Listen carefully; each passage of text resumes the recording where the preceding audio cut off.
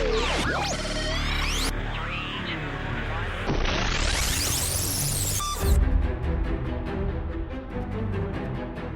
listening to The Starting Zone, a podcast about World of Warcraft and the people who play it.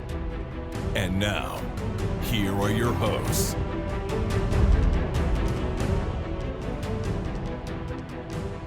Well, hello and welcome to The Starting Zone, the podcast about World of Warcraft, the people who play it. Today is November 11th, 2024, and my name is Spencer Downey. Thank you so much for listening and subscribing to the podcast. I'm joined, as always, by my co-host, Jason Lucas. Jason, how are you doing on this fine Monday?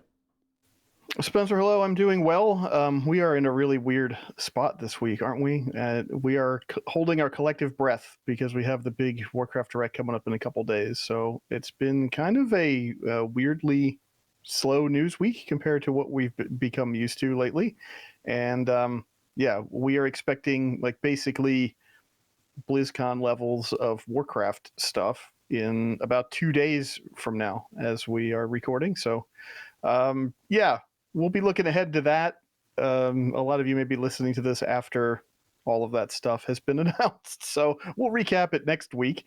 Yeah. But this week it's kind of that we're just waiting. It's that proverbial calm before the storm, because I think there's going to be a lot coming, right? Like, this is not going to be like, here's a 7-minute YouTube video. Like, this is going to be probably like a glimpse at most of 2025 for WoW, if not all of it, or even more than that. And also, the other Warcraft games, potentially some announcements regarding some old games coming back or something. We've seen, I've mentioned it on the show, we've seen a lot of stuff around maybe some kind of initiative to fix Warcraft 3 Reforged. We saw something hit the CDN at Blizzard last week about potentially a Warcraft 2 remaster or remake. So, none of that stuff is confirmed, obviously, at this point as we're speaking, but it's not going to be just like a little teaser video and, hey, stay tuned and there's more stuff coming. It's going to be like a big presentation. So I'm excited for it. My imagination starts to run wild when I think about all the stuff that could possibly be announced, but it's definitely exciting. It's just we are in a really weird period right now, recording the show on Monday afternoon, 2 days in advance of the big announcements. Yeah, so obviously, like you said, we'll be recapping that next week. So we'll dig into that in more detail once we actually know things about it. There's not really much point in speculating this week. Everyone's got their predictions and their guesses and their humming and hawing over what could potentially be there, and there's a lot of excitement, as you said, in the air. It does feel very BlizzCon-esque of everyone getting ready for the main stage show of what's going to happen around the Warcraft universe, because it's not just World of Warcraft. It's also going to be a Hearthstone and a Rumble, and there's going to be a bunch of announcements all around the Warcraft brand. So we'll see what actually happens with that announcements on Wednesday. But before we get into what's going on this week in World of Warcraft, let's talk a little bit about this past week and what we got up to.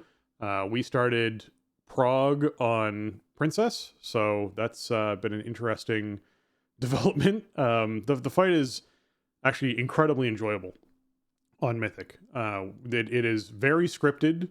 It is very much a fight that you can plan out everything for as far as cooldowns go. The only randomness that exists in the whole fight is who gets targeted by what mechanics, and basically during the intermission, which sections of the floor get kind of hidden every now and then. So those two things are like the major RNG of it, and everything is incredibly unforgiving. So the moment someone screws something up, they're probably dead and may wipe the raid, depending on how bad the screw up is. There are ads that have to pass through the boss in a particular order, so tanks have to be paying attention to that. And overall, I just find it a very satisfying fight, because I like any fight where I just learn a dance. You just go, okay, I just need to learn how to move around the room and where my cooldowns are placed. And there's not like RNG about, ooh, did someone happen to get targeted by a mechanic that, I'm trying to think of a really good example, but that did the boss happen to do something that was very unpredictable, and it sucks when it happens to move into that area of the room or whatever it is, right? Like, everything's very controllable inside of the space. You're not dealing with Zekvir spawning his egg ad inside of a doorway and you just kind of being screwed to try and, like, that type of stuff doesn't exist in this fight. It's very controlled by the player. All the shadows are placed by the player. All the mechanics are placed by the player. So I don't know. It's very fun. I've enjoyed it a lot. We have seen some second intermission phases, which means we're getting closer. It's about a 6-minute fight. I think we've gotten 3.5 or 4 minutes into it, so we need to see a third intermission before the boss dies. But it is very unforgiving, which means a lot of our wipes are happening in the first minute of the fight because someone didn't go to the right spot, or someone didn't drop their debuff in the right spot and sent orbs through the raid and wiped the raid, or like there's just things like that happen where it's like, all right, these are crappy circumstances and people just need to learn the fight and get better at the mechanics, and that'll be fine. You can reset this fight. I will give people a heads up for that. If you run the boss into the doorway, the entranceway, it actually resets the boss, which is very nice. So you can get faster turnaround on pulls, which is cool. But yeah, we spent most of our week basically just cleared through the heroic as we normally do ahead of raid Sunday night, left queen up, did queen on Sunday, cleared through the mythic raid, which went totally smooth, and then got to work on princess last night. So that was really fun. And it was a similar thing last week where we basically cleared through stuff and got to there. And yeah, it was a good time. So I'm pretty thrilled overall with the prog that we're making. I think that we could be doing a little bit better, but for a 2-night a week, 5.5, 6 hour tops raid time, I think we're doing pretty good, and I'm pretty happy with that.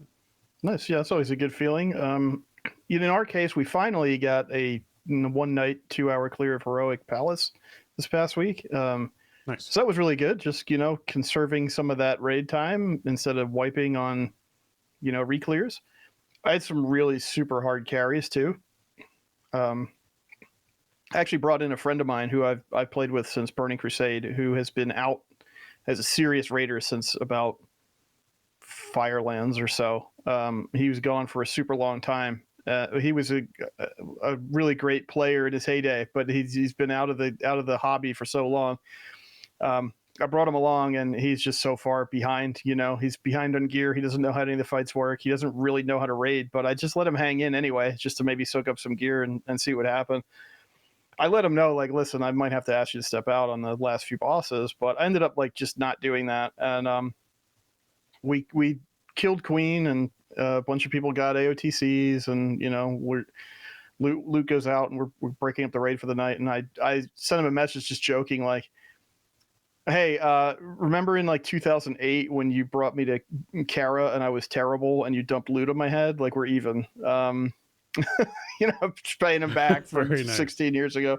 And then I was like, by the way, you do owe the guild 1.2 million gold for the AOTC. And just joking, right? But he didn't even know what that meant because AOTC didn't exist the last time that he was like a serious raider. So that was pretty funny. I really didn't know if we'd be able to do it, but it's getting to the point now where as our core group gears up and, the buff stacks up in the raid zone, and we're getting another stack this week coming up.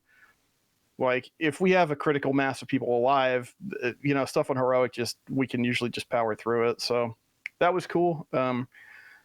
Wednesday, man, I was having some weird attendance problems. I'm already starting to get to the point where the Mythic team it's starting to fall apart because just not enough people are interested in having spots. And so they check out and they go, oh, well, they'll be fine. But then I'm not fine. Yeah. And they had 3 people out last minute Wednesday. I managed to pull a team together, not really the team that I would have put together for Mythic, but it was 20 people, and somehow we cleared through Seekron in 2 hours. So That was awesome. We had all last night for Rashadan Prague. I had a pretty solid group for it. I didn't feel too bad about what we assembled. We didn't really get close, but we were making some pretty good progress. We're getting to the point where the first phase felt pretty good, and then there's the move, and then the second phase, and that was feeling pretty good. We started to get some consistent pulls in the third phase. That's where stuff really started going wrong for us. But that last half hour or so, we started to dial it in a bit more.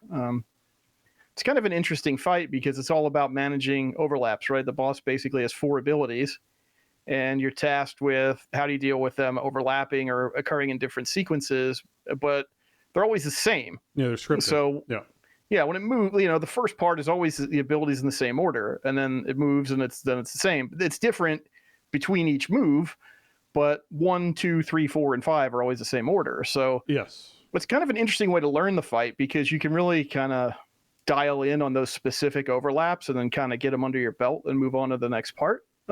Also, depending on where the boss moves first, the first time they move defines the rest of the moves for that fight. So you Right. can Yeah, know there's only exactly. two patterns, right? Yeah, there's 2 patterns. You know exactly where the boss is going to move for the rest of the fight after the first move. And warlocks are super helpful because they can put down gateways that help people move faster, which is Yeah. great. Yeah, So, it moves so far on. It doesn't yeah. do the stop in the middle on Mythic, so you got to really haul to get over there. Yeah.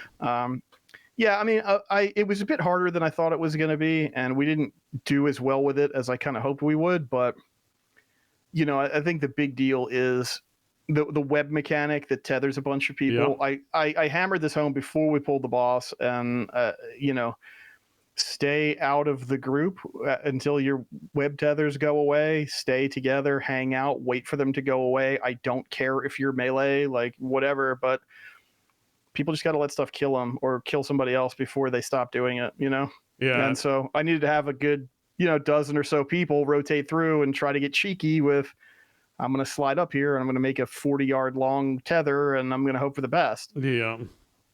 So we kind of tamped that down a bit towards the end and we started doing better. It's just, you know, it's a mechanics intensive boss and people need to be able to just react to what's happening instead of thinking about what they're supposed to do when a mechanic goes out. So I think we'll get there. You know, we'll see what happens. This is going to be another weird week with attendance. Tuesday is going to be weird for us. And, you know, I don't know if we'll be able to clear. So we might not have as much time this week, but, Right. I mean, still feeling pretty like the nice re-clear through first 3 was great. I would love to get 4 down just to get everybody, you know, 2 vault choices a week and get some extra gilded crests if they're not M plusers and all that. So I think this is the first week we didn't kill a new boss. Like, I don't know about ever, but maybe since like the 1 week, maybe in between Silken Cord and Queen or something, we've been killing new bosses weekly this whole time. So this is the first week we did, but I mean, we got a lot of bosses under our belts at this point, so I don't feel too bad about it. Yeah. Also, having the buff to look forward to, I think, is a huge thing, right? Because this is just going to be easier and easier as time goes on. So I'm hoping that will influence people to keep showing up, keep rounding out the 20, and let's keep trying the stuff that's, you know, it's hard and we're going to wipe a lot, but you know, maybe there is actually a light at the end of the tunnel with a system like this. Yeah, one of the key things I'd want to highlight, because you're talking Rashanon, about that fight in particular, for people who are getting in there and trying it out, particularly on Mythic, when you have the web mechanic that you're talking about, is if your web people overlap each other when the actual web debuff is going out, like overlap their circles, they are webbing themselves to each other. And every time a web break happens, a large amount of damage goes out. So if you have all 3 or 4 people who are going out with the debuff standing too close to each other, you will double or triple the amount of damage you're taking when they break their initial web to move out of that space. So really be sure that when your web people are moving out, they are spread out enough that they're not overlapping circles on top of each other. They're just sort of Venn diagramming it, because if they actually overlap circles on top of each other, you are just dramatically increasing the amount of damage your raid's going to take. So definitely factor that one in with positioning and movement. I will also say on that fight, stepping into the webs that are actually laid dead on the ground is minor damage. So if you need to step into those webs to be able to survive a mechanic or not, you know, tether kill someone or whatever it is, step into the webs. It's better than the alternative. So definitely. It's better than the green. Yeah. Sometimes there just is nowhere to stand that is clear, right? Exactly. Yeah. So definitely keep that in mind as well. But yeah, the sneaky thing that got us for a few pulls was, our people who are going out who are getting webbed aren't just getting webbed, they're webbing each other. And then as they sort of step out and move around, they are snapping multiple tethers, because you can have 3 or 4 tethers on a person, which then, you know, essentially does this huge amount of raid damage as all those snap. So it's it can be a very big surprising thing for a healer. So keep that in mind. Okay. Outside of that, Mythic Plus for this week was pretty smooth. I really love this affix. It is definitely one of my favorite by far. I will say I didn't really struggle in any of the instances to kill the ad and where the ad was. It can be a little rough in the situations where like most of your team has died and people are struggling to kill the ad because the ad's just living for so long, which is then reducing the damage on the boss or other ads by so much that it's just not a factor you can sort of handle and deal with. So like, the only place I've really seen this happen is Arakara, where like you can have 1 or 2 people finish that entire boss from like 50% down if they just have a dispel, like 2 dispels and some sort of self heal that they can cast on themselves. You can kind of maintain and kill that fight. But as soon as you add the ad in, suddenly it's, oh my goodness, we need enough damage to kill this ad consistently, which comes a struggle. But in general, it's great. I really enjoy it. And the 20% verse is massive. You could really feel it, both from a damage taken perspective and from a damage done perspective. So I really enjoyed this week in keys. I think I did 10 keys this week. 9 of them were 11s. Well, no, I think that's not true. 5 of them were 12s, 4 of them were 11s. And then I had 1 plus 2. And the plus 2 is a great story. So the plus 2 that I did this week, we basically have a healer in our group who needs to go out and get food for like a 20-minute window in the middle of our sort of structured time where we have time to do some Mythic Plus.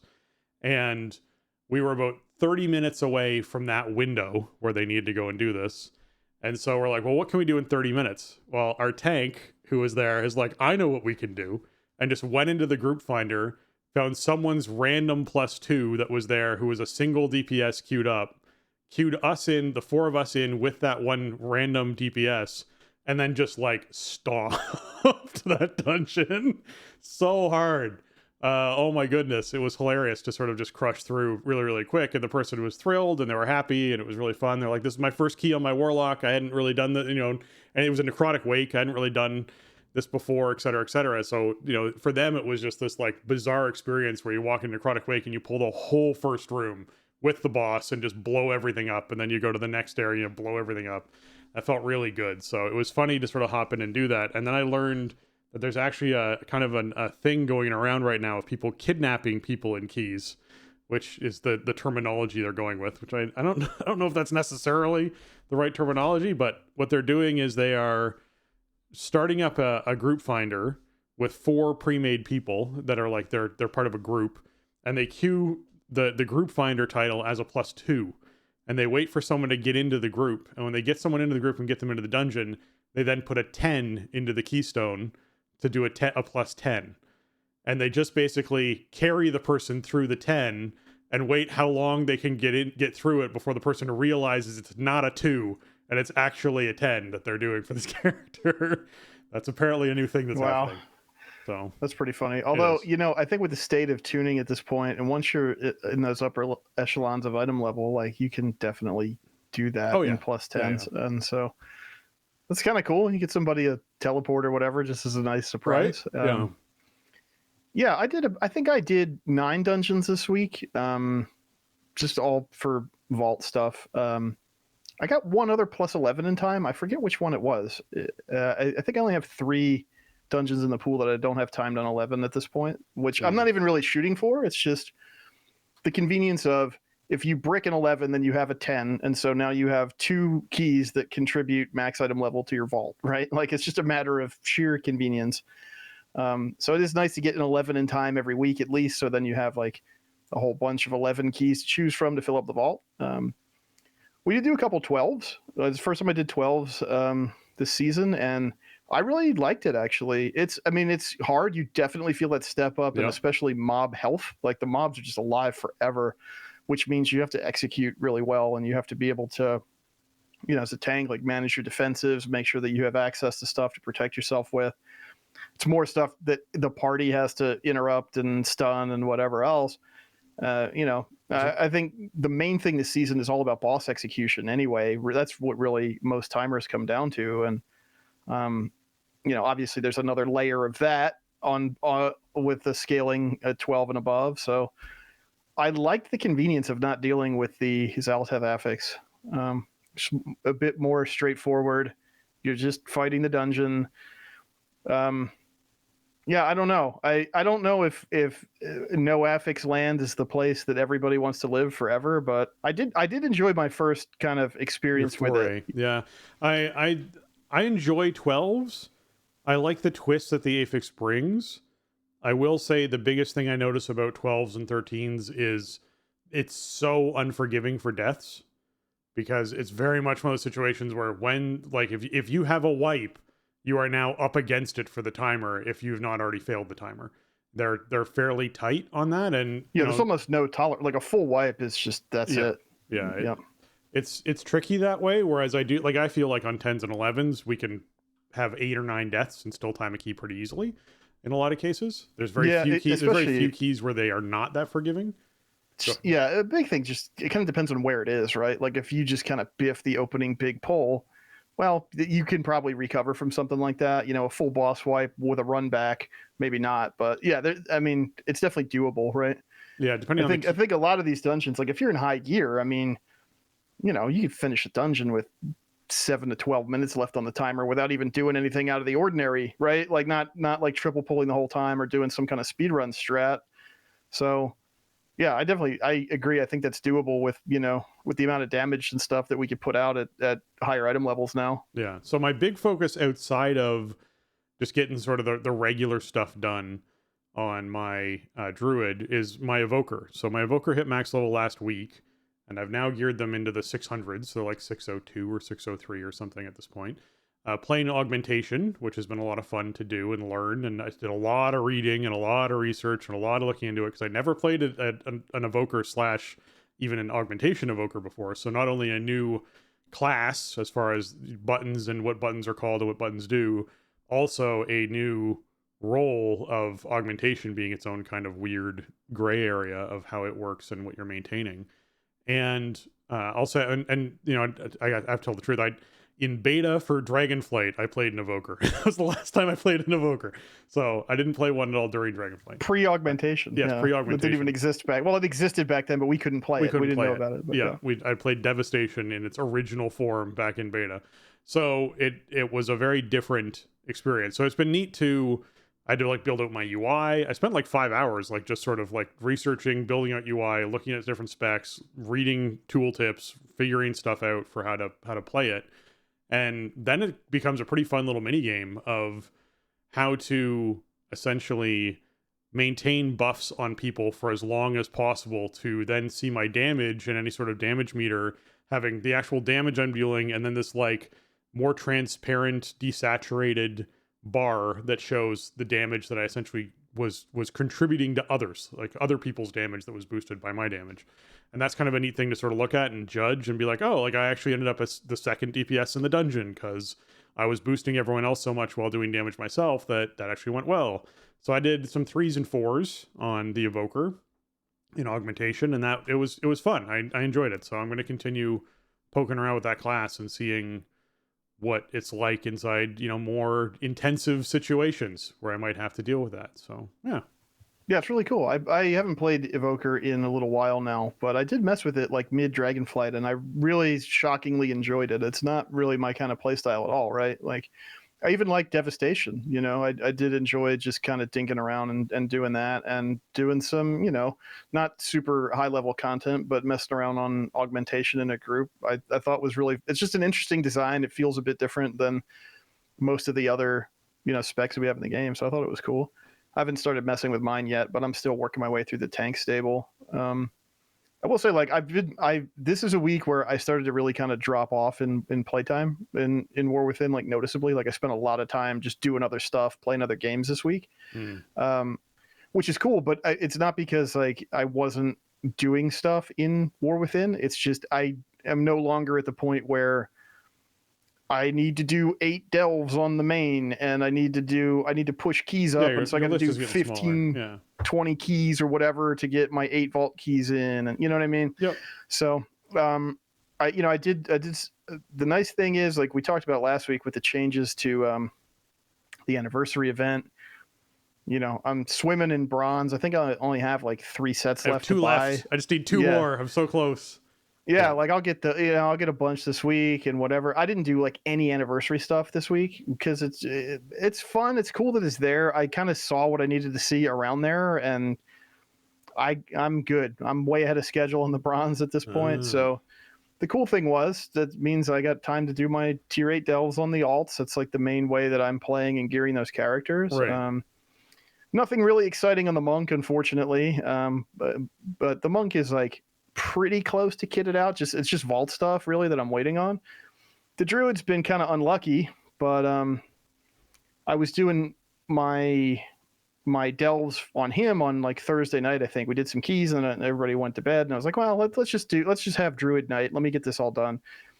And I got back-to-back treasure maps from the last 2 delves. That's juicy. So like, yeah, like delves 3 and 4, I pulled a heroic item out of, and one of them was, I think it was a chest. It was a piece that I needed to complete heroic 4-piece that I've been waiting on. Like I said, like this character's just been super unlucky. All but 1 week, he's had at least some kind of T8, delve selection from the world row, and just couldn't round out that 4-piece. Finally got that, so that's nice. That'll be a huge damage upgrade, I think, for him. And between the item level and activating the 4-piece, it should feel a lot better. Druid just feels it's fine to play in delves. It just gets a little boring because you're kind of GCD locked and you're just kind of standing there waiting for stuff to bleed and arcane dot to death. And so speeding that up should feel pretty good. Yeah. But yeah, I mean, this week, obviously, it's gonna be weird because of we just got all kinds of stuff going on around Warcraft with the event. So I don't know. I might not have as much time like in my normal weekly schedule, but that's my goal, I guess, is to keep my monk and druid going through tier 8s until they're like fully hero kitted out, and then if there's still time in the season, rotate somebody else in. Yeah, so you took a little more time away from the game this past week, or at least away from the main stuff. I stayed within the game, but have just sort of shifted the focus of where all that time was going. In that this week, man, I obviously on my main, I'm still, and actually on my 4 characters that are max level, I still do my profession stuff every day.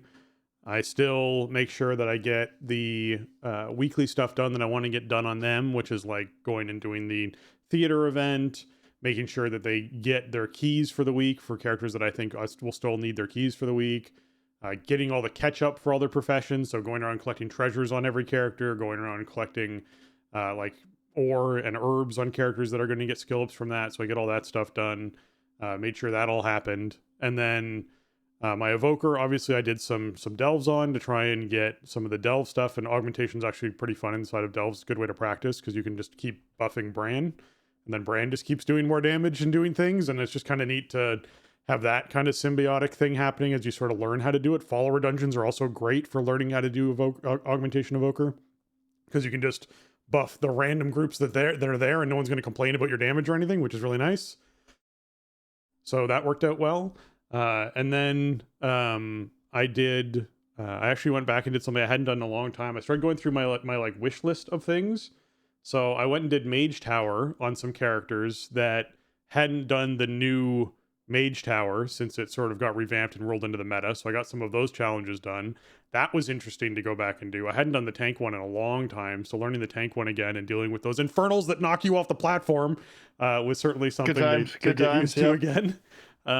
Which was interesting. And then just absolutely destroying the caster one with the twins, where you have to essentially DPS dot up the dude who's chasing you and then be, sort of rotating back and forth between the 2 casters, which I think works really well. But yeah, it was funny to go back and do those. That was a nice chunk of time to spend and get some more achievement points and some more other things knocked out for that. I started farming some of the older content. I want to be able to unlock Old Scholomance, which requires you to kill a rare spawn and get a toy off of them inside of the new Pandaria Scholomance that exists. And so I've started doing that on a daily basis to try and catch the rare spawn to get the toy. I think there's some way you can like reset that or something. I forget. It was more than a year ago now that I did it, but yeah, you do have more than a daily chance at it, but I can't remember how. So yeah, I would say check that out. Per character is an easy way to do that, but yeah. Yeah, you do per character for sure. Maybe that's what I did. That whole sequence is awesome. Like it's a lot of stuff, and some of it is like really sort of obscure, but it's super fun the way it's laid out. I really enjoyed that. Definitely recommend spending time on that for anybody who hasn't done it. Yeah, so that's on my list of things as well. So I added that into the rotation. As far as the anniversary event goes, I still have 4 alts parked out there who are just doing the trivia every day, preserving all of the experience buffs that they have to be able to get basically that. A few of them just log in, do a quest, level up, log out, log in, do a quest, level up, log out, which is great. That feels really good when you're just every single time you log in for a day, you're leveling several characters. It's pretty neat to do. So I'm definitely still doing that aspect of the anniversary event. And I would say that in general, the anniversary event is going to stay, at least earning bronze is going to stay a prominent part of my gameplay for a while, because one of the vendors there, once I've collected all the appearances that I want to buy, and then collected any of the there's a few knickknack vendors that sell some toys and stuff that I want to buy. Once I've got that stuff, there is a vendor there that you can buy time walking badges from for bronze. And I was like, dude, this is how I catch up on the time walking badges for the week. You get 100 badges per bronze, I think is what it is. And so you can just like literally churn out time walking badges. That's nice. So that is a huge part of what's going to be my gameplay for the next chunk of time. Like there's so much new stuff from the time walking vendors. I think every event got updated with a ton of new stuff to buy from badges. So that'll be great. It'll be a nice bronze sync, because if you're pretty active in the game and doing your weekly loop, like you'll get way more bronze tokens than you need to buy everything from the bronze vendors. So yeah, just remember at that point, once you're done with that, cash them out into time walking badges, because every single expansion event, I think, has new cosmetics the next time they roll around. Like we saw new stuff on Burning Crusade this week, some really cool stuff, a new bear mount and everything. So I had a ton of badges on my account, and then between classic coming in and new stuff on BC, I already burned through a lot of what I was sitting on. So yeah, badges are like actually valuable again. Yeah, it's certainly something for me. I know I'm behind on badges because I didn't necessarily participate in every time walking event every time I was around on multiple characters and all the stuff you can do to sort of get a bunch of badges. So I know that I'm 10,000 or 20,000 badges behind or something on buying all the rewards. So I am down for turning the bronze into badges and taking advantage of that. That's certainly up there on my list of things. So I want to be sure other folks knew about that as well, so they can have a sync for their bronze. Just find that little vendor inside the gazebo that's out there in the middle of the anniversary event. All right, let's hop into what's going on this week in World of Warcraft.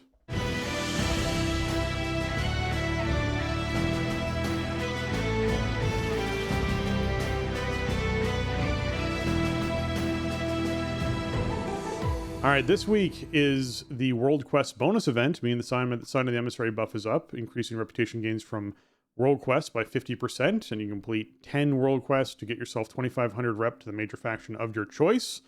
This is actually really juicy to be out there right now for a lot of folks, because this isn't just obviously the up there in the new War Within factions. You can go back to Legion, get yourself some more reputation with those factions, get yourself some Paragon bags from there, get yourself some rewards from those Paragon bags with pets and mounts and stuff that you're collecting.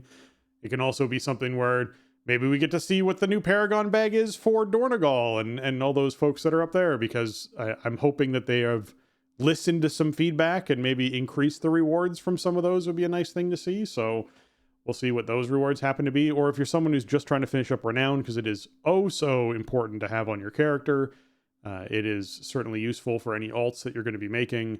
This is a great week to get that extra reputation gain in for your Renown. So the big reason why I emphasize that is my Evoker, when they hit max level, I basically sent my bunch of Resonance Crystals to, and they went around and bought a bunch of Adventure and Champion gear so that they had a bunch of that gear.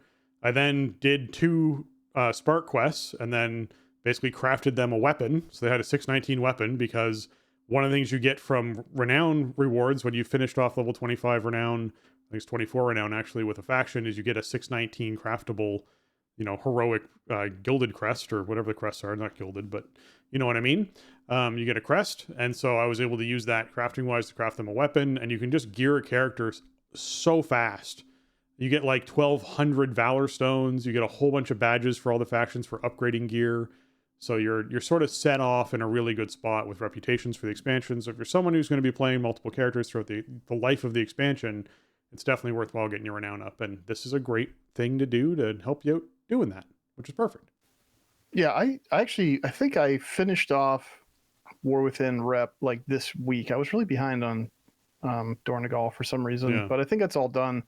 I might have like a little tiny bit of rep with one of the Severed Threads NPCs. I think the general I have like the last couple hundred, so this won't be like a huge boon to me, but it's cool that it's here. I mean, it's just whatever, it's free stuff. I'm gonna do 10 world quests anyway, so whatever, I'll take it. Again, the Paragon bags are really not too much of a thing. But I guess this is a free Paragon bag if you're already maxed out with a rep, right? 2,500. So, yeah, really good chance to go back and farm old stuff if you're so inclined.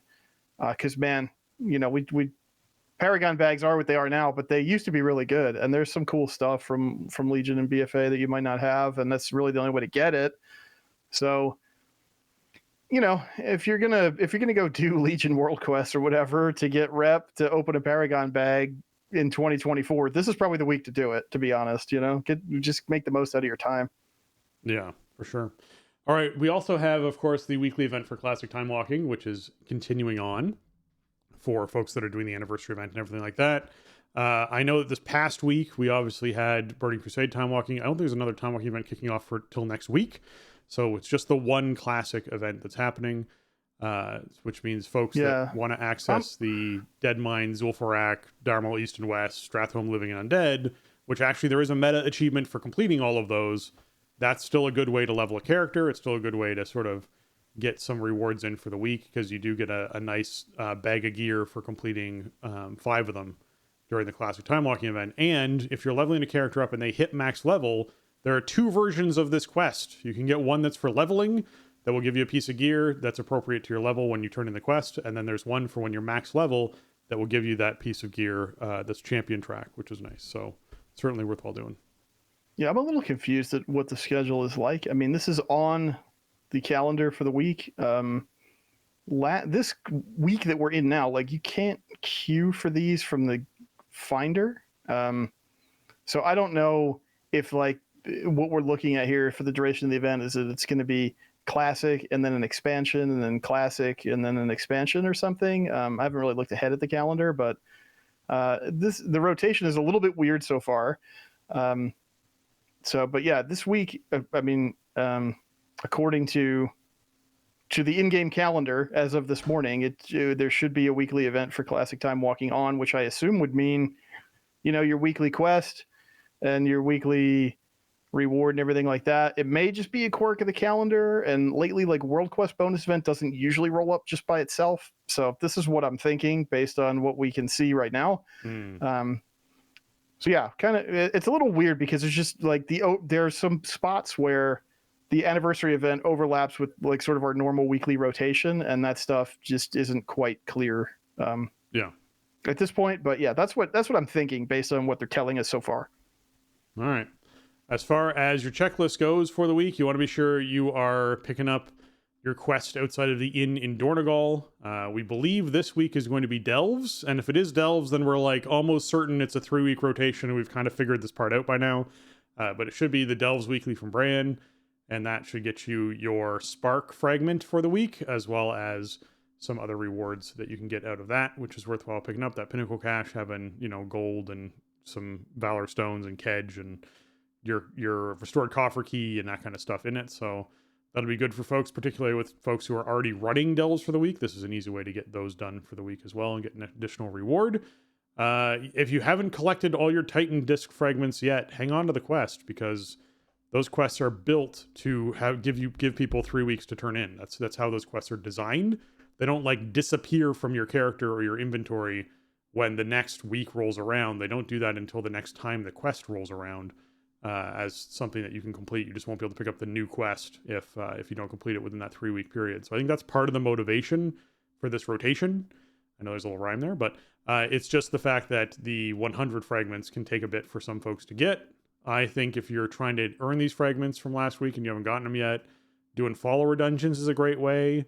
You get like 15 per boss, which is really nice as far as that goes. Doing delves is big. I think delves, it's 45 per delve or something like delves, that. It's like 33 to 35. Yeah. 3 delves will complete it. So yeah, if you didn't do this past week, the Titan disc fragments, then yeah, just double up if it is indeed a do delves thing. That's a real time saver for a couple Pinnacle caches. Definitely. And I always encourage people to do the theater troupe. It takes like 5 minutes to do, because you don't technically have to continue contributing after you've hit your 50 contribution. Just saying, it's one of those things, if you do need to just hang out in the center of the arena for a bit while people finish stuff up, that's fine. But yes, the theater troupe just has that chance at a rare recipe to drop, and I want more people to get them and put them on the auction house, because it drives prices down and there's more surplus of accessibility. So I think that's a good thing. So yes, please do your theater troop for the week. If you are wondering or just flying around in circles inside of Dornegal, feel free to just, I'll pop out for a second, do theater troop while I'm doing this, as opposed to just flying around in circles. It's a good thing to do. And then, of course, you just want to be sure you're doing either a theater troop, a Spreading the Light, Severed Threads Pact, World Soul Memories, Awakening the Machine, or the Special Assignment World Quests, which require you to complete 3 World Quests to unlock, so that you can get yourself your keys, and of course, those first 2 pieces of adventure gear that you can get on a character for the first 2 of these that you do. So you can get 4 keys and 2 pieces of adventure gear from completing 4 of these. I'm still very much, especially with bronze now factoring in, a fan of going special assignment. It spawns twice a week. It's Tuesdays and Fridays. So be sure you're doing both of those. They're both going to give you 8 bronze on top of the other rewards that you're getting. Theater troop, again, heavy bronze reward on top of the chance of the chance of the recipe that you might need, or pattern that you might need. I think Spreading the Light is just really easy. It does get you some bronze, not as much as some of the others, but it's super easy to do, which is nice. And then the Severed Threads Pact, because, hey, if you have a gathering character at all and you aren't taking the Severed Threads Pact to gather stuff 30% faster, I don't know what you're doing, but you're wasting your time. So be sure you're picking that up and getting that done for the week as well, because it's super easy. World Soul Memories, I only do if I need Valor Stones. I will join a raid group and do some World Soul Memories to get like 450 Valor Stones in one quick go, which is a great way to sort of catch up on those if you need them on a character. And Awakening the Machine is just a slog, man. I'm going to say it's just a slog. It just takes a long time. I need this thing to move faster, but not be more threatening, because I don't want it to be more threatening for newer characters that struggle already to get through this event and end up doing like, oh, I got to wave 15 and then I left and then I came back in and did up to wave 5. And that's how I got my 20 waves to complete the quest, but I don't get to open the big box. And the big box is actually what I want to open, because I have to complete wave 20 to do that. That's unfortunate. So I don't want it to be harder. I just want it to be faster, so it doesn't take me 15 minutes or 20 minutes to do Awakening the Machine. That's too long for this event, in my opinion. So I don't know. It's not in the right spot. It's not my favorite one. I'm just going to put it that way. It's neat. It's not my favorite one. I wish they could tweak it a bit to make it more enjoyable. You put a gong in it. I think it's okay. I don't mind it. Like, I'll do it. I actually I've gotten like a pretty fast loop generally with doing weekly stuff for keys, because I need 4 keys for my alts, right? If I'm going to do 4 delves. Yep. So I got to get 4 keys a week. So it's all about what time you log in, because you want to make sure you're near the top of the hour so you get theater troop done. And then Severed Threads, a lot of times Severed Threads, like, you got a 1 in 4 chance of it overlapping with a special assignment, which is incredible.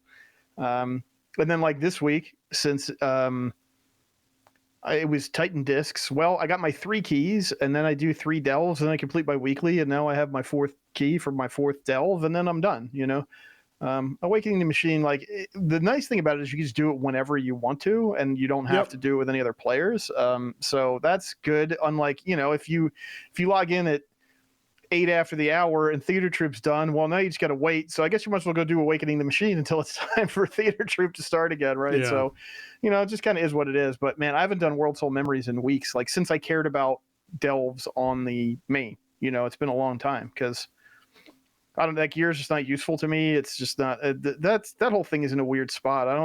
It never really landed. It wasn't super well communicated to the player what to do with it. Yeah. It should have some kind of like matchmaking prompt when you go to get into one, because the difference between soloing one versus doing one with even like a 20 or 15 player raid is massive. Like, it's just a weird feature. I'm curious whether or not it's going to scale as we get farther into the expansion, or whether it's going to go away, or what they're going to do with it. Because if it remains in its current state, and we are now 60 item levels higher than we are currently, it is going to be the weirdest thing you can essentially go in, pop Starfall, and just everything dies around you, and you just stand still and everything just dies around you for the 5 minutes. It'd be really weird. Yeah, that'd be okay. To hit that point, right? Like, I don't know. Come get your fragments. There you go. It'd be very weird to have it end up in that state. So I don't know what that's going to end up looking like. So I don't know. I'm curious how it's going to evolve, because I think it does need to throughout the expansion. And I think storyline wise, it'd make sense if it did, based off of, what we're going to be doing with the World Soul and Azeroth and everything else going on with it. So It makes sense. Like rotate in some different memories or just like mix up how it actually plays or whatever. Yeah. I do think like if it's going to be a situation where the correct way to do it for your time investment is to do it with other players, then that should be communicated inside the game somehow.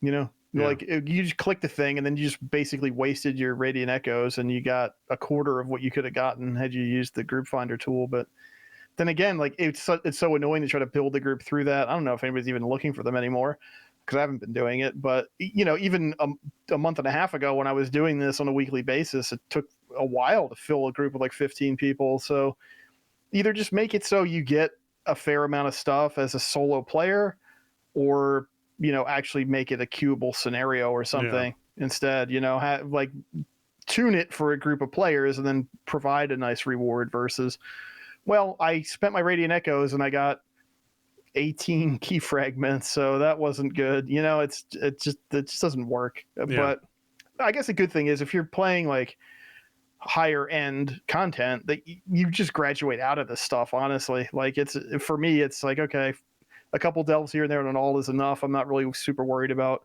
micromanaging my keys. You know. Yeah.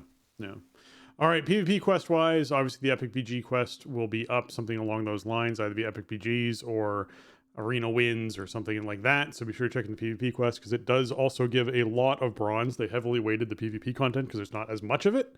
So that is an option for you to get some more bronze. But the way I'm going to do bronze is with the PvP Brawl for the week, which is Comp Stomp. So basically you just queue up into a Wrathy Basin against advanced AI bots and you just blow up the bots, and your first victory is, of course, the Something Different quest completing, which gives you Marks of Honor, Conquest, and Honor, as well as some bronze. So definitely be sure you're doing Comp Stomp this week. It'll take you all of 5 minutes to do, and you will end up with some bronze reward out of it. That's certainly going to be worthwhile. So that is high on my list of being sure I take advantage of, probably on multiple characters, to be able to get Comp Stomp in, because even just the Conquest and Honor reward is something that can be valuable. Honor in general still is useful for folks who are earning it to buy up patterns and recipes for the different professions and trade skills and sell them on the auction house for like 8 to 25,000 gold a piece, because depending on what the recipe is and the demand is for it, because the NPC created crafting orders often request PvP crafted gear, which you require these particular recipes to craft. And there's a lot of people who don't PvP who are like, I want to be able to do this thing to earn skill ups, but I don't want to have to go and grind 7,000 honor in order to be able to buy it. So this is the week to take advantage of that for folks who do want to get some honor towards that kind of thing. So certainly a good way to spend your time and hopefully grind up a bunch of honor so that you can buy the stuff you want to buy, which would be certainly useful. Okay. The world boss for the week is Shirai, the Atrocity of the Undersea, the Undead Monstrosity in Hallowfall. And this, of course, dropping 603 loot, as well as a Mastery Crit Ring, which is good for us Augmentation Evokers, if that's something you're thinking about. So that would be something worthwhile doing for the week. It also gets you some bronze, so it's certainly worth killing the world boss for the week. And if you can manage to find a group that is already killing the world boss that you don't have to join, you can be outside of the group. Blizzard, you got to fix this. This is really dumb. Then you can actually earn some of more of those fragments, those Titan fragments that you need towards your quest. You can get 50 of them for killing the world boss. It's a great way to get halfway done, is if you can do that when you're not inside of a group. It is dumb and it needs to get fixed. Yeah. But that is a great way to get 50 of those fragments. I feel like there's been issues with the World Quest delivery system around the world boss literally since 2016. I don't know if it'll ever be, but yeah, I mean, this just seems like straight up something that needs to be manually fixed, because yeah, you get better rewards from killing the world boss if you're not in a group, but chances are you're going to be in a raid group to kill it. So yeah, that should really be changed, especially if we're going to have this kind of rotation for probably this whole expansion, I would think, in terms of the weekly activities. Probably. I mean, I'm sure the areas will shift, right? We'll have a new continent with a new world boss or whatever, but it'll be the same thing. If there's still Titan Disc Fragment weeklies, then you still are going to want them from the world boss, which you are going to want to do in a raid group, but then you're not going to get the quest progress from. Yeah. So yeah, hopefully they can just go in and tweak that at some point. Yeah.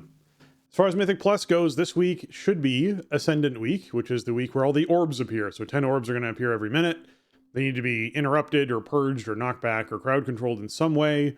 Once you have disrupted these orbs, then you will gain movement speed and haste. So basically be sure that you're bringing along classes, or at least people who have spec'd into things like Typhoon, Ring of Peace, Disorienting Roar, Shockwave, Thunderclap, like all sorts of just anything that can CC or interrupt in any way. A Blood Elf with a pass with their racial, like all those things work. Just be sure that you are taking advantage of that through the week, because it'll make your life so much easier. These orbs can be a bit of a pain in the butt, that's depending on where they spawn and when they spawn, but at least they are not moving towards an enemy and like wandering off into space. But they are often something that can happen like 4 miles back behind you, and someone has to run back and take care of them and then catch up again. So just take care of them when you can. They do spawn in like over a 3-second period of time or 5-second period of time thing. So the moment you see orbs, don't use your ability. Wait, the 3 to 4 seconds for more to spawn, and then do your thing and break them all. Yeah, this one's okay. I mean, I believe we should be back to the top of the rotation. This is like week 9, so that it should be an 8-week rotation based on what we have had in recent past and what they've said. So first week of the season was Ascendant Orbs and low-level Tyrannical, high-level Fortified. So I believe that is what we should have this week. If not, then we'll have a new piece of information about what our new seasonal affix rotation is like. But this one's a bit noisy, I think, is my big complaint here. It's just a ton of plates on the screen, and yeah, it's stuff that everybody has to react to. It's not that hard to deal with overall. But yeah, sometimes you get really bad placement, or of course, what I find happens a lot with these affixes that spawn something into the battlefield is like, they come in right as combat's ending or combat's over, and now we're just dealing with that, and then we move on to the next thing. That feels really weird. I don't know. In this case, at least you get the movement speed. I don't know if it'd be better for them to just despawn once combat ends, like we've seen some other affixes do, but it's just obnoxious when you're ready to go fight the next pack, but you got to stand there and clean up an affix or whatever. So, overall, this one's not too bad to deal with. A lot of classes have AoE options for this, right? I mean, just I myself have, I don't know, 5 different buttons that can deal with 1 to all of the orbs, depending on how they're lined up and what I hit. Yeah. So that's just me, and everybody else has other stuff too. So you have a lot of options. Just make sure they get broken and enjoy that movement speed and haste buff. The movement speed is so good, especially in some of the bigger dungeons where you have like those long runs between packs, but should be an okay week. I'm having a real hard time at this point. Like, there is no distinction between Tyrannical and Fortified to me. I haven't even done a 9 in a few weeks now. Like, the dungeons are just what they are, right? The mobs just have the numbers on them, and I guess I kind of like that. I don't know. There's some hit or miss stuff, and in this Mythic Plus season for sure. I know some people just hate it and have sworn it off. I think that was a bit premature, because I think as we kind of ascend the item level ladder here, and people just learn how stuff works, I think dungeons are feeling pretty good. Yeah, it's a lot. Like, yeah, it's a steep learning curve for sure, and a lot of gearing, but I think they're feeling pretty good at this point. But overall, I was really skeptical about the Tyrannical Fort thing, but I think it's okay at my level where I'm playing 10s, 11s, maybe dabbling in some 12s, where it isn't trash week or boss week. The dungeon is just whatever it is. And, you got to do the trash well, and you got to do the dungeons well, and everything's going to present a challenge. I thought I was really going to hate that. And in practice, I really haven't even thought about it, to be honest. It's just, okay, we're doing this 10, we're doing this 11. Yeah. Yeah. I don't think the affixes are bothering me that much. Overall, I've enjoyed this season of Mythic Plus. It's gotten to a good place. I will say I am nervous about season 2, because I think Dark Flame is going to be a really crappy Mythic Plus dungeon and very irritating. So I'm a little nervous about them rotating in some of the other dungeons that are in here. Some of them could be really fun. I think the other, the Cathedral one, I think that could be a lot of fun, as far as the different lieutenants and fighting the different lieutenants and how that's all laid out, although the last boss is a little intimidating. But yeah, I think that that there could be some worry about next season as far as how these dungeons end up tuning wise. However, right now I think it's in a pretty good space. Although something else to mention this week, we do have a micro holiday coming up tomorrow. It is the Moonkin Festival. And this means that this is the day when you can go to Moonglade and help out the little Moonkin and get the Moonkin hatchling to follow you around and be your little friend. And if you choose to, defeat satyrs and defeat Zavanox, I just wanted to say Xavius, which is another satyr, Zavanox, and obtain the Beanie Boomy, you can have your squad of 5 Moonkin hatchlings that follow you around for 5 days. However, this is cursed, Jason. This is cursed because it is also Comp Stomp week. This is terrible. I hate this. I want to do Comp Stomp, and I want to do Comp Stomp all week. However, the moment I do Comp Stomp and you queue into any kind of dungeon or raid, you lose your Beanie Boomy squad. They all go away because they count as a buff. I think it's just PvP. I think you're any okay PvP in PvE, instance. but in PvP, forget it. In PvE you might be okay. You should be fine. And they will moonfire things and do fun things for you inside PvE, and it's a lot of fun to bring them in a raid. It's definitely cool. It might be something where graphically people are like, there's too many Moonkin hatchlings. My computer can't handle it. That might happen. But time to upgrade then. That's what that means. It is. It's unfortunate to me that we hit a Comp Stomp week at the same time as the Moonkin hatchlings are out, because I want to do both. And it means that I have to give up my Moonkin hatchlings on whatever character I want to do Comp Stomp on, because I'm going to want to Comp Stomp every day of the week, and I don't want to give up my Moonkin hatchlings. I think we must have had this overlap before, because I remember one time, like, I found out the hard way. Yeah, you do. Yeah. You lose them. And what else would I have been doing in recent years other than Comp Stomp? I can't even think. So, I got to go out there and do this. I guess I'll have to try to get Comp Stomp done first, just to get the weekly and get my bronze and whatever, and just go in there and stomp some bots, and then go do this like at the end of the day.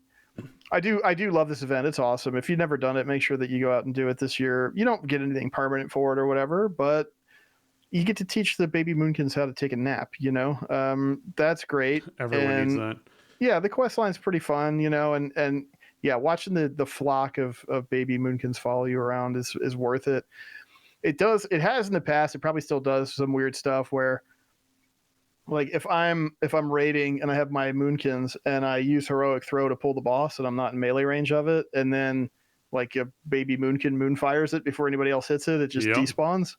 So we'll see if that happens this week, but it's whatever, it's worth it. I don't have any shame about that. The Moonkins is just gonna do what they're gonna do. You can't control them; they're babies. They don't know yet. So exactly. Definitely one of my favorite micro holidays. It's one that, like, every year I'll go do.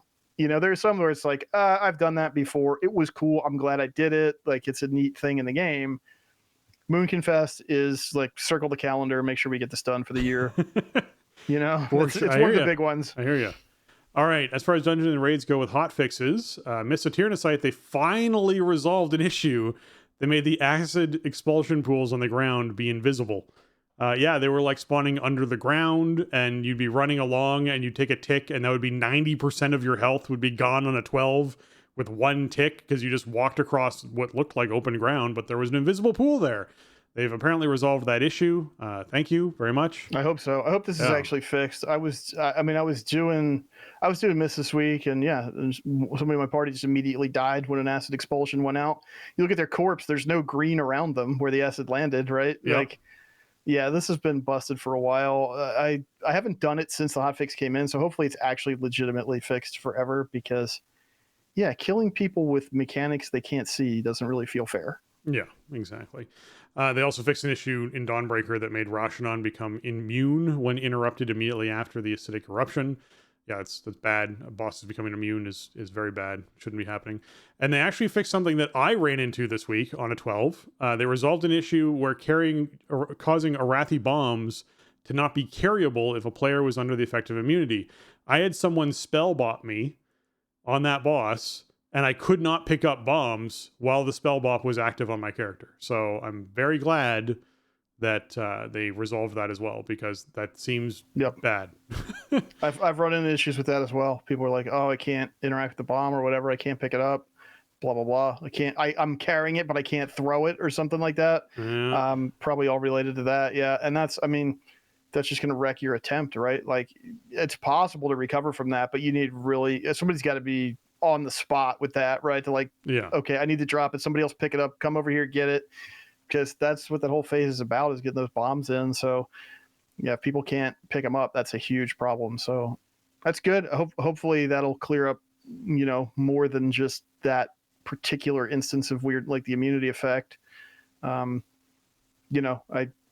There's stuff. Dawnbreaker's a cool dungeon, but there's stuff about it that feels like it doesn't work right, and the bombs have been a big one since we started this season. Yeah. They fixed an issue where you couldn't pick up the Black Temple time walking quest this past week. If you completed the Disturbance Detected Blackrock Depths. That was weird. Like, the quest just wasn't spawning for me until Thursday or something like that is when I could actually finally get the quest to even generate and show the exclamation point so I can pick it up. So that was strange. That was a weird one. I'm glad that got resolved, because I definitely did my join a group from the group finder that was on Illidan, and then kill Illidan and then leave and pick up my heroic loot. That was really nice. I got shoulders. I was very happy. So that'll be something that I can work towards my tier set on my evoker, which I'm very happy about. So glad to see it. In Blackrock Depths, we saw some tuning come through where they adjusted the health and damage of enemies by 10% on normal difficulty and 12% on heroic, as well as adjusting Lord Rockor, Lord Incendius, and Ambassador Flameflash directly as far as their damage goes for certain abilities by an additional large percentage in most of these cases, like firewall damage reduced by 20% on Lord Incendius, things like that, to sort of make this more accessible. This is along the lines of what we're talking about as far as wanting these raids to be more accessible for teams that are wanting to get in there and do them. I appreciate that they adjusted normal and heroic. I do think they could probably still adjust LFR, which is how a lot of people are in sort of digesting this content and suffering through this content. But I think it's good to see that they're getting in there and nerfing this down somewhat to sort of encourage teams to actually give it a shot and try it. It's unfortunate they put so much time and effort into this thing, and then I feel like it's not nearly as popular as you'd hoped it would be. And I think A is release window that it came out, and B was difficulty it came out at, which just kind of wrote it off a lot of people's lists. And then obviously just very strange loot inside of there that's not, you can't make the loot better than the current raid loot, but it's still got to be decent enough loot to attract people to go in. And it's just, it's an awkward thing. So I think that this is a step in the right direction for what they're doing with Blackrock Depths. Yeah, I mean, this is the second round of like just zone-wide nerfs they've done, right? Because was it a week or 2 weeks ago they did like across the board 10% reductions in normal and heroic or somewhere thereabouts. And so this is another round of that, plus these targeted nerfs. I don't know. Like, I mean, my team did it that first week it was out, and people were kind of lukewarm on trying it to begin with. And then we didn't really have great experiences in there, just even on normal. And there was no enthusiasm to go back. It's in a weird place. I just don't know. I don't know how teams are supposed to prioritize their time in there. It doesn't feel like real raiding, even though it's more difficult than an anniversary event thing feels like it should be, right? If you're queuing in, it's like a time walking raid thing. You have weird group size restrictions.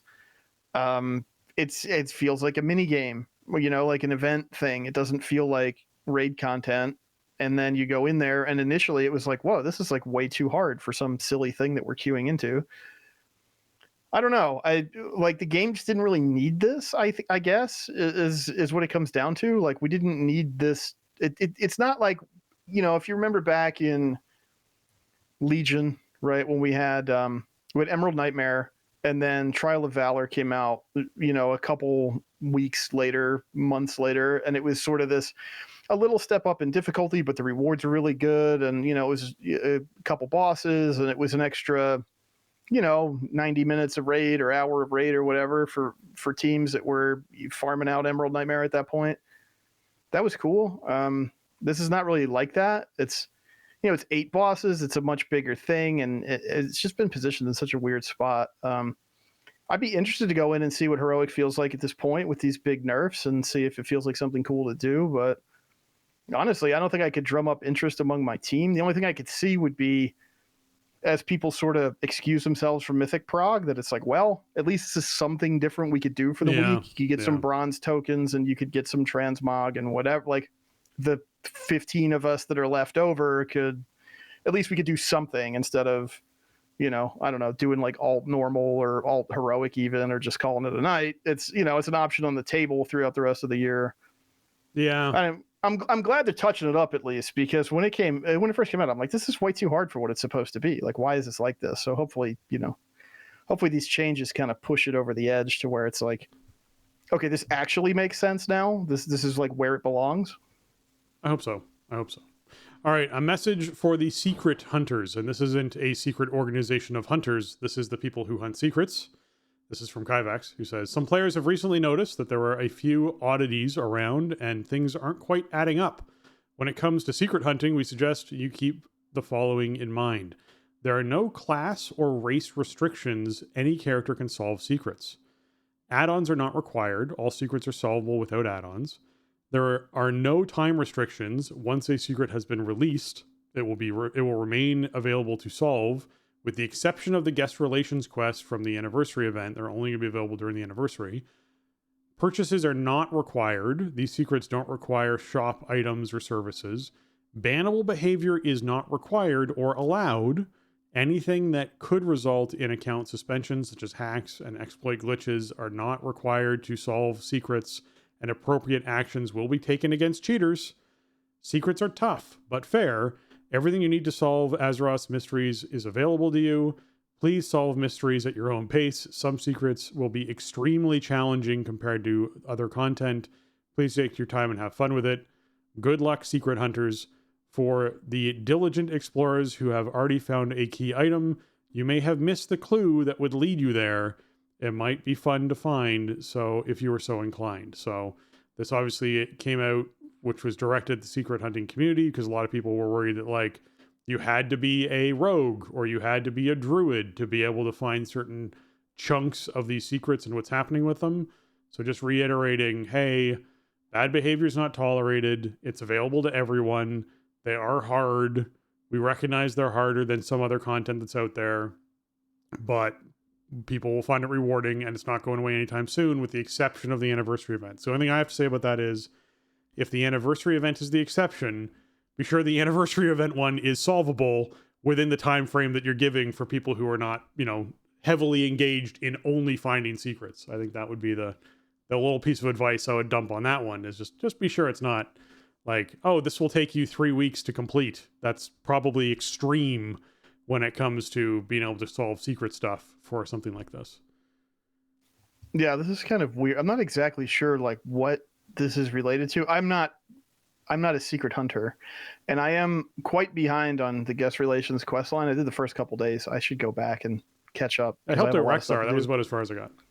I didn't even get that far, but it's cool. I mean, I love stuff like that. I thought when they did Secrets of Azeroth, that was awesome, and the guest relations is very much in that vein, and it's fun, and it's a really creative way to tell a story inside the game for sure. Yeah.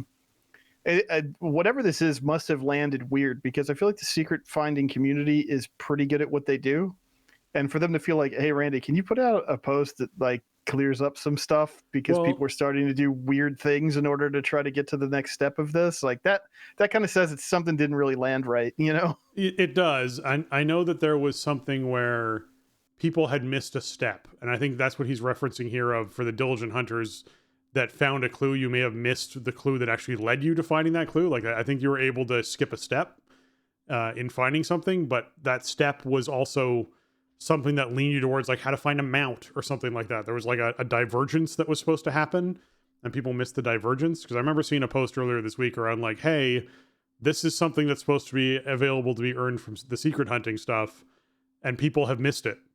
And you're like, oh, okay. So they're trying to get people to backtrack, because I think they just sort of, I assume a bunch of devs or CMs hang out inside of the secret hunting community chat Discord that exists, and probably watch them put out the solves of the list of things, and we're consistently seeing them missing a step and being like, that step's important. So I think this was also part of the way of being like, there are important steps you're missing. Go back and find it, because it's important. So yeah, I think part of the post is just awareness for that sort of stuff too. But yeah, in general, don't cheat is a smart thing to reiterate to folks every now That's and pretty then. funny. Yep. Yeah, I like the way that was worded. Bannable behavior is not required. Yeah. Yeah, that would be the ultimate sacrifice for solving this secret. I found the secret. How did get you your find it? account I glitched through a mountain, so I was outside of the map, and then was able to run around outside of the map and found this thing. And you're like, that's not how you're supposed to do that. I can never play this account again, but Exactly. I've solved it for all of you, so you're welcome. Exactly.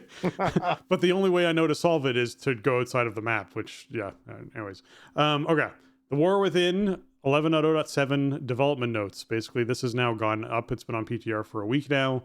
For folks who wanted to hop in and see what new achievements might be in store for folks that are out there, because there's a bunch of them. I know there's some content creators that start putting out guides of like, hey, here's what you can do to prep for the new achievements coming in. So people have something to do right now. So I think there's a few of those out there right now for folks who are interested in preparing for the new achievements coming. But what they have here is the sparring Oathsworn Peacekeepers at the Contenders Gate in Dornegal can now just be dismissed by speaking with them and telling them to take a break. They must be so exhausted by now. So yes, if you've been sparring them to sort of practice your PvP stuff, that is something you can now just say, hey, whoa, chill out. I'm good. We're good. Let's just take a break. That's something you can do. Also, they stop making noise, which is the other thing that's nice. So you stop hearing the ha, hurr, ha, whenever you're just standing in the area, which is nice. Ithic the Colossus is now 30% smaller when tamed as a hunter pet, which is also nice. I hate it when there's ridiculously ginormous hunter pets running around. Hunters don't hate that though. No, they so don't. This is, I mean, it's sorry hunters, but sorry yeah. hunters, but The rest of us are everyone glad, else. but you're not glad. It's like when they get two pets out and they're both ones that make the stomp noise whenever they walk around, and you're like, oh god, it's just constant stomping constantly. Professions. The previously mentioned profession specialization respec feature is still being worked on and won't be ready in 11.0.7. For those who are curious what this is about, this is last week we had a big conversation about multi-craft and resourcefulness, and they're nerfing both of them because they want them to be harder to work, and they had a whole theory behind what they wanted to do, and we kind of said, I think that's a bad idea. I think their multi-craft already is not surprising enough, and resourcefulness isn't surprising enough at that joyful experience of being like, dude, I went to craft one flask. Sorry, I can't say that. I went to craft 2 flasks because you always craft 2 at a time. And I crafted 12. Like that just doesn't happen anymore. Like I've seen once where I went to craft 2 flasks and crafted 7 and was like, that's amazing. Check out this product. That happened once.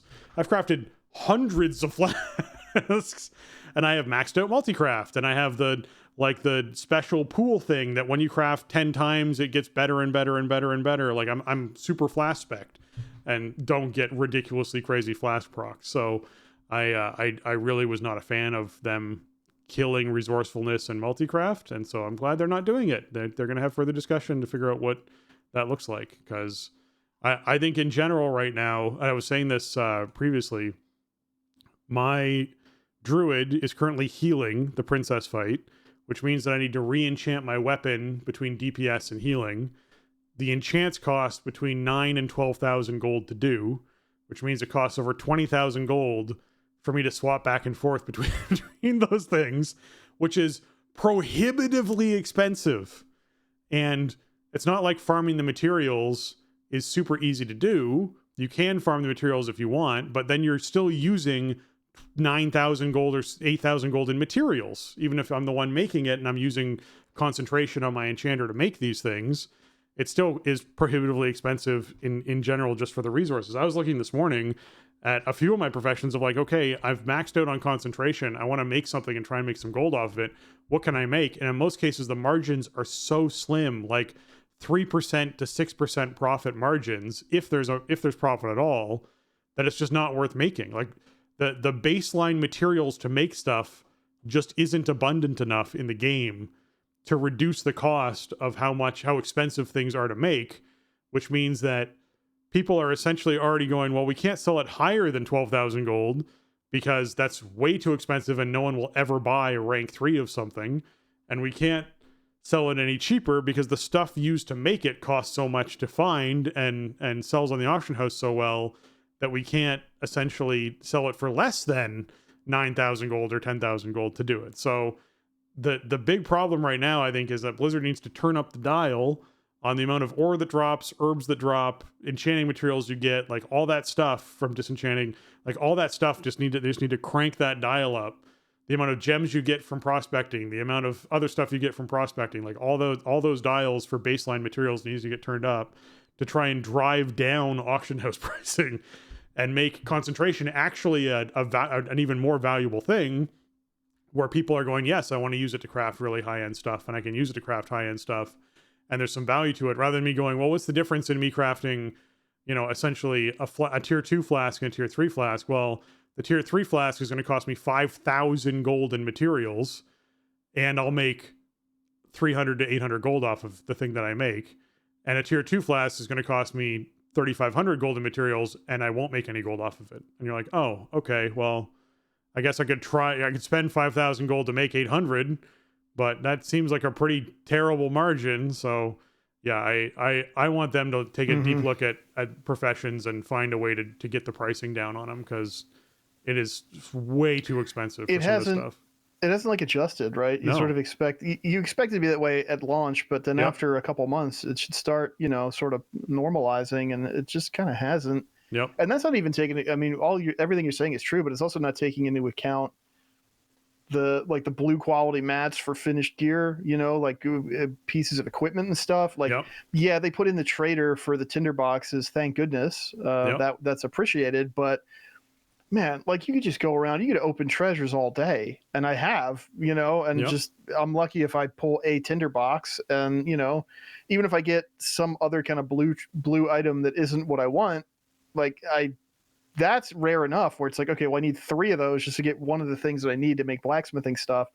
I think like it's cool to I understand from a game design standpoint, like, okay, we want you to be like out in the world gathering stuff, and it should be exciting when there's a treasure or like a wax puddle or whatever. And, maybe you get the cool, blue quality thing versus, oh, well, you have enough gold to keep everything rolling. And there's a critical mass of them out in the economy because people just get them everywhere. And so, if you have enough gold, then you just don't need to participate in any of this. Like I get that element of it, but it's a balancing act, right? And I do even just mining ore, the yields that I'm getting are so low compared to what it felt like in Dragonflight. Now, granted, I'm not totally maxed out everywhere in mining yet. I'm still skilling up, but I put a lot of points into mining so far. I haven't missed any weekly points or anything on my main. And, I got my Dark Moon Fair points, and I got my blue quality, equipment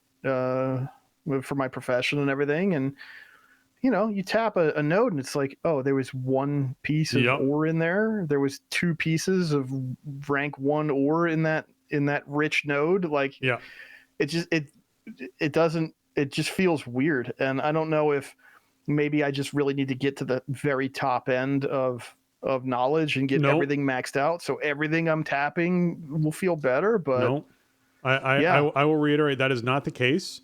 I have a similar thing with mining where I've maxed out 40 points into, mining bismuth. I have the equipment for it. I have a whole bunch of points into the other stuff that improves quality of the mining stuff you get. And I go up to nodes and tap them, and I have a similar thing of, I got 2 rank 1 or rank 2 bismuth out of this node.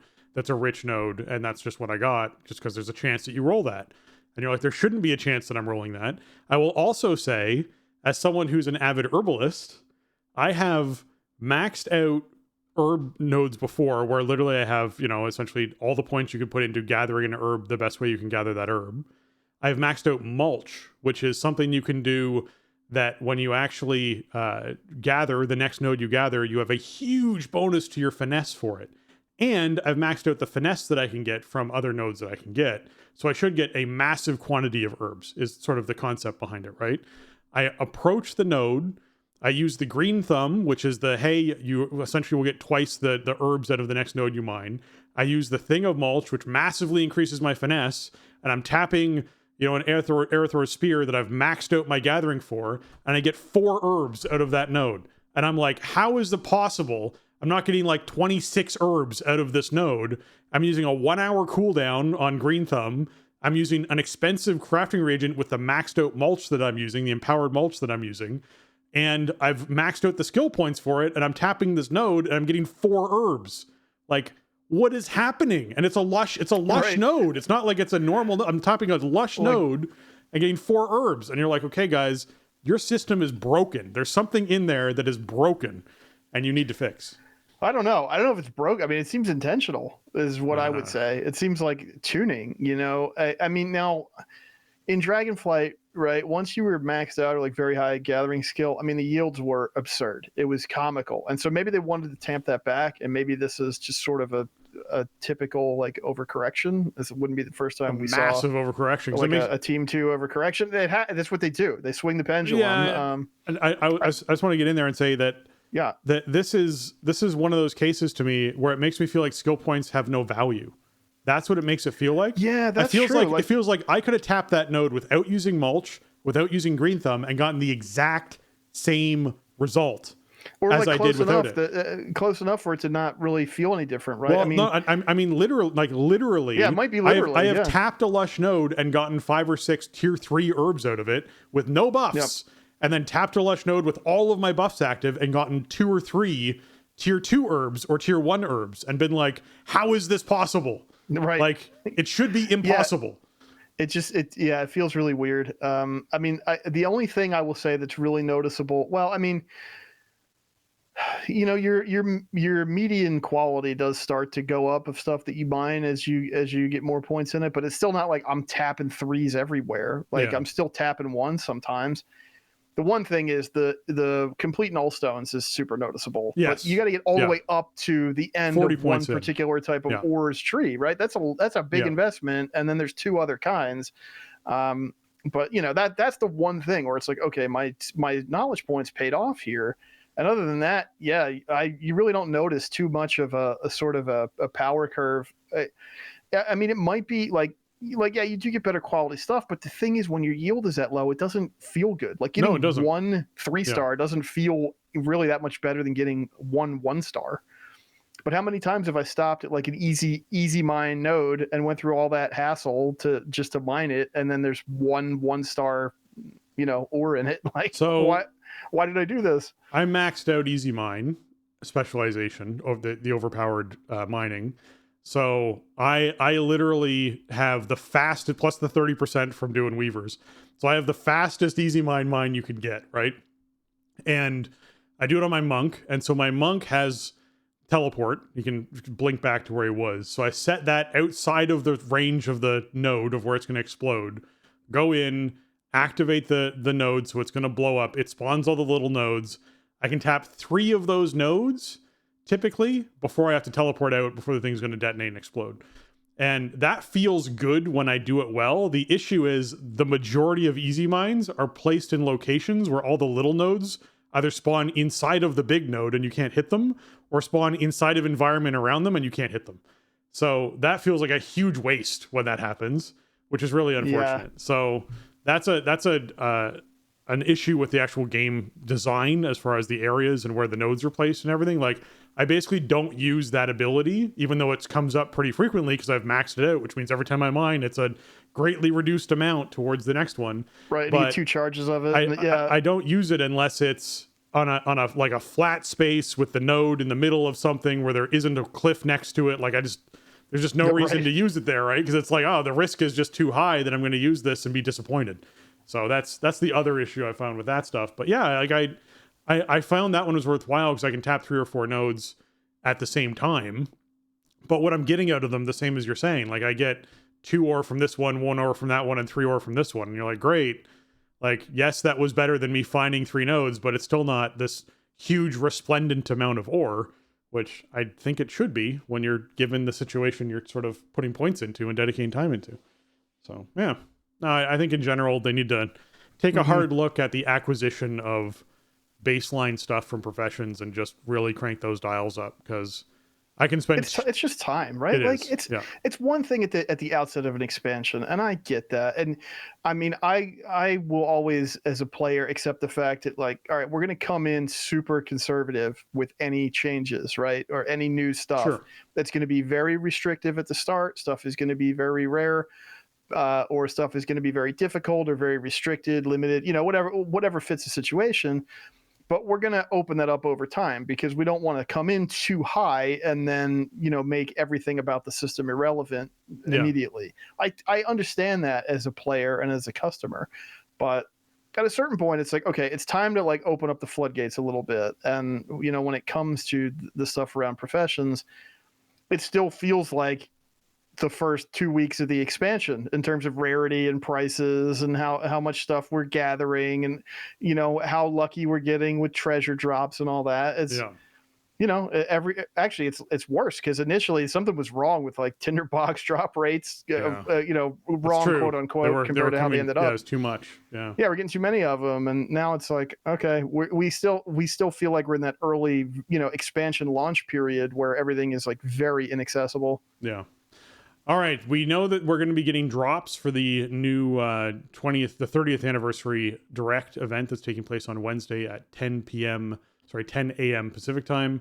10 p.m. would be more accessible to people than 10 a.m. is. Anyways, that's 1 o'clock Eastern time. If you're someone who is on the East Coast, they'll be hosting this thing on Twitch, YouTube, and TikTok, and you can watch on any of those platforms, and you'll get rewards for Hearthstone, Warcraft, Rumble, and World of Warcraft.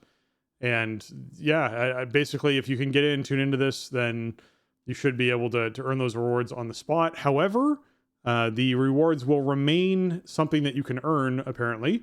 In addition to watching on the official YouTube channels for World of Warcraft, Warcraft Rumble, and Hearthstone, viewers can watch on any Warcraft, Hearthstone, or Rumble stream on Twitch or TikTok to earn rewards during the giveaway period. So if you miss out on the actual initial launch, as for what they're talking about on this Warcraft Direct, you can go and watch your favorite streamer between November 13th and December 11th and earn the rewards as well. And what you're getting for World of Warcraft is the Blackrock Saber Mount, the Kaldori Werewolf, as well as in Rumble, you're getting the Anniversary Player Avatar and the Uncommon Sylvanas, as well as one Rare Core. And in Hearthstone, you're getting 2 packs, one for Perils of Paradise and one for Great Dark Beyond.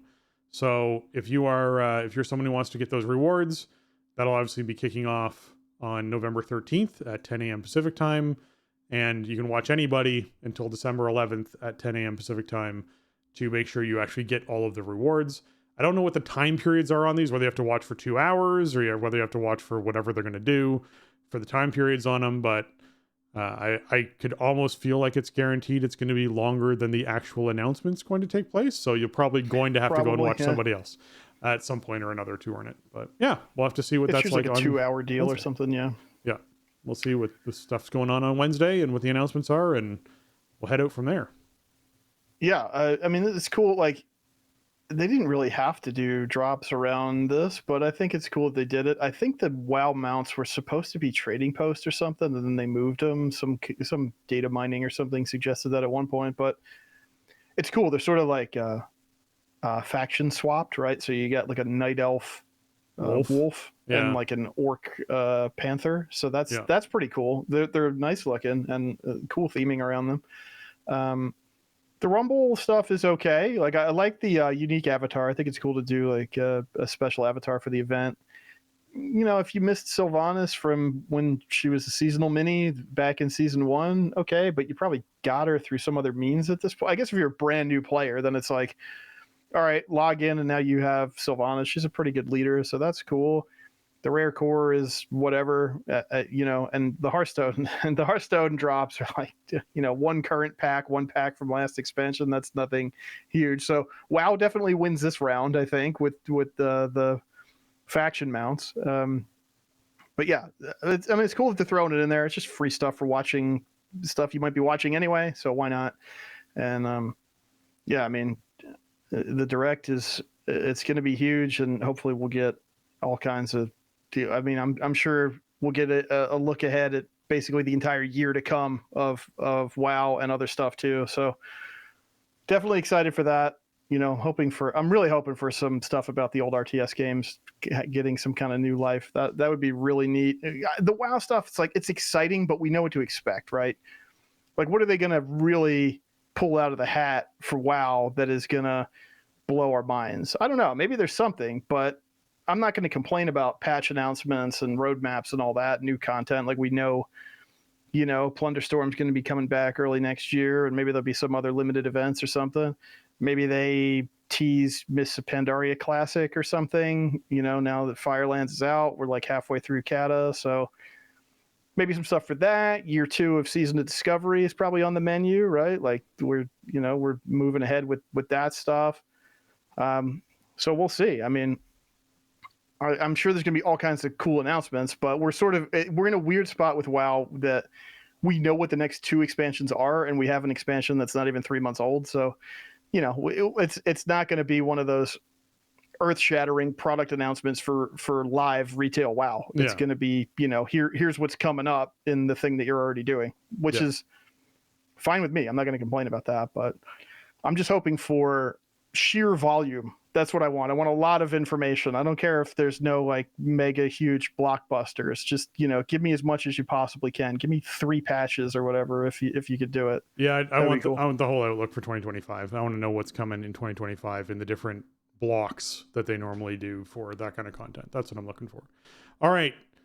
I want to take a moment here to thank our patrons. They contribute a ton to our show and help us to, I guess, produce the show on a regular basis and be creative with the different things we're coming up with and delve deeper into content. So they contribute a ton to a show and help us to improve on the content we create.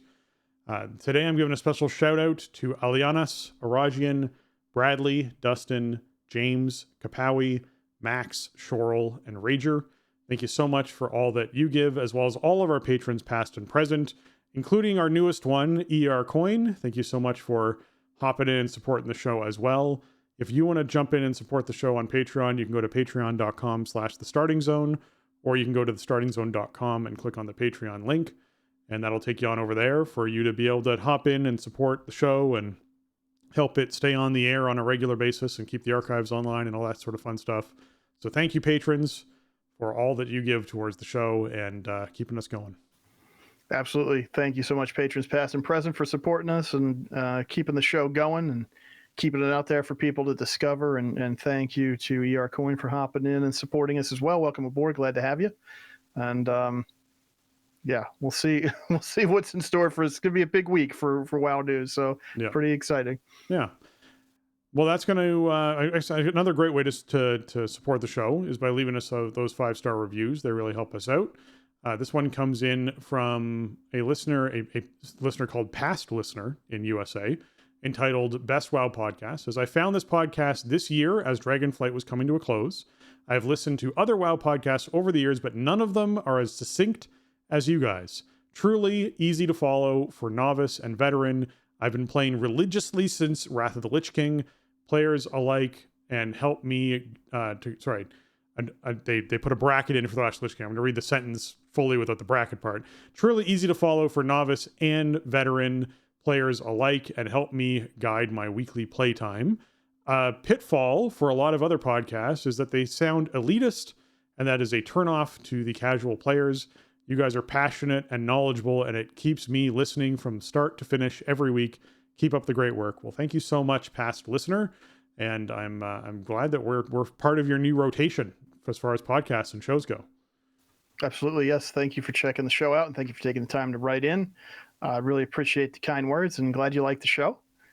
One thing I wanted to mention is that the source that we've been pulling our reviews from is about to go bye-bye.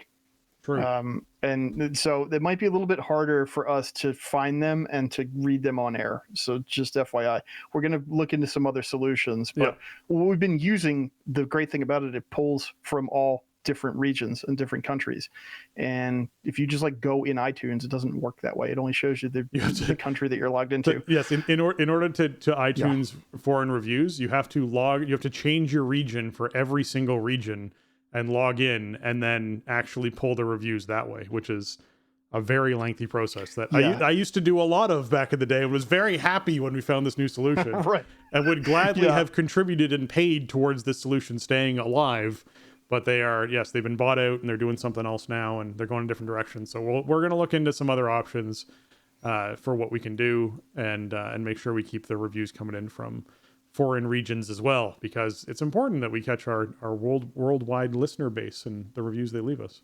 Yeah, it's been awesome to have an easy way to do that for the last several years now. I guess I would say just probably find us in Discord or something in the show Discord if you have a review that we missed or something, and we can try to hunt it down because yeah, there's going to be a bit of a transition period, I think, while this tool goes away, and we got to try to find something else. We'll figure it out. A little PSA. We'll figure it out.